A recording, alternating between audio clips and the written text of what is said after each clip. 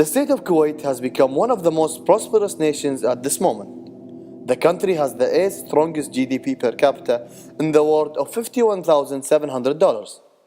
Out of the Kuwaiti's total population of 2.6 million, only half are actual nationals.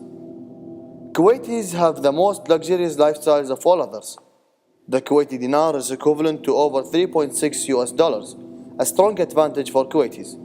A country with high consumer spending, the average Kuwaiti would spend a couple of grants per year on everything, big or small. January 16th, 2011. The Kuwaitis were bestowed with a simply generous gift from the Emir Sheikh Sabah Al-Ahmed Al-Sabah. After unanimous approval from the members of the parliament, he issued instructions of granting every Kuwaiti citizen 1000 KD and free food rations for 14 months. The media went crazy. It was on the front page of every single newspaper. The blogs couldn't have enough of it.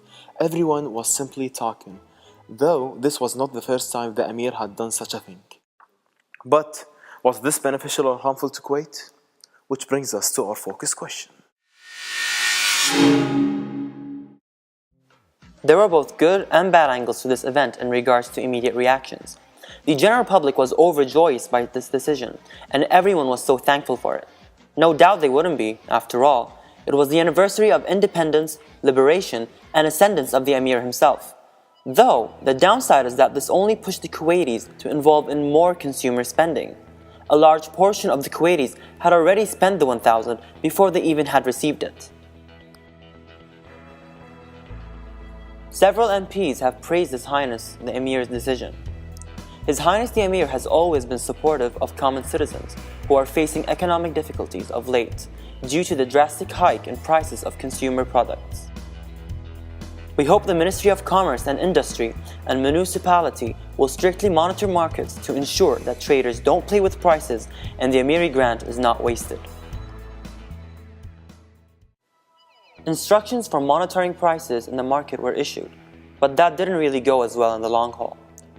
There was a great increase in prices as the grant was issued, and the stores found it hard to meet the increase of demand for products with a limited supply present. Inflation would become a problem. The money was spent on electronics, trips, and other consumer goods and services that may come off with little necessity or importance. Not everyone was happy with the grant. Some citizens rejected the grant. The critics found no problem with speaking out on the negatives of such an event. Some referred to it as a bonanza for others to formulate plans of investing soundly. The free money could have been used better.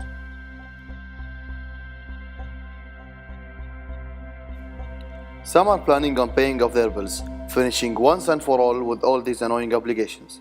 Others will travel to distant and exotic destinations, booking first-class tickets and luxury suites. This seems like a real-life situation of easy come, easy go.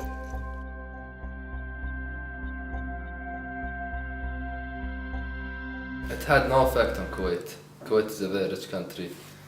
Well, it made every Kuwaiti happy. All of them enjoyed the 1000 KD. It was a great move because the governor should have a great connection with his citizens. Well, this 1000 KD came at a time where other countries were in war with population against their government. So this 1000 KD made the Kuwaiti population more patriotic with their government.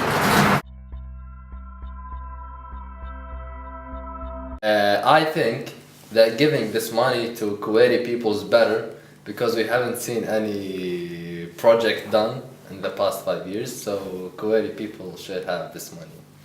It's the population that makes the country. The population represents the country. So it was a correct move. In the social sense, we need to look at how this has affected the public. This is the fourth grant that the citizens have received in the past 6 years. The Emir gave out 200 KD for each Kuwaiti back when he took over and gave shares to everyone. The Emir's decision comes off as an attempt to strengthen relationships and bring the government closer to the people. The downside, this is altering the people's view. Citizens might and have started to believe that the grant is a right rather than a privilege or a gift. People will demand more money as the cost of living skyrockets, and that will lessen their willingness to put in as much effort into work.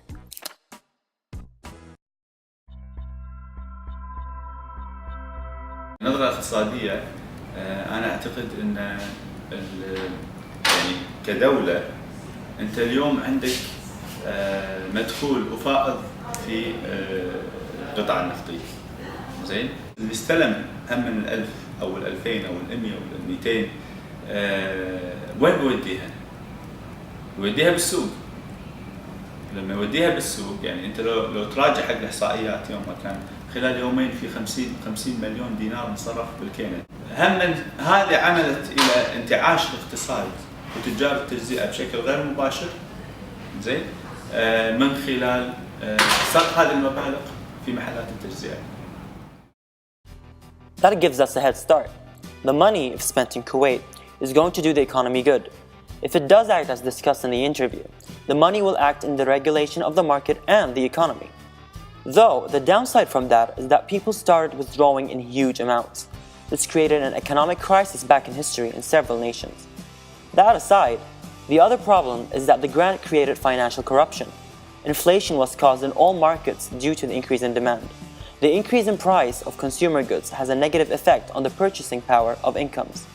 The grant also withdrew a huge amount of money of a non-recycled source. This means that this money will not take part of an increase in value in the future.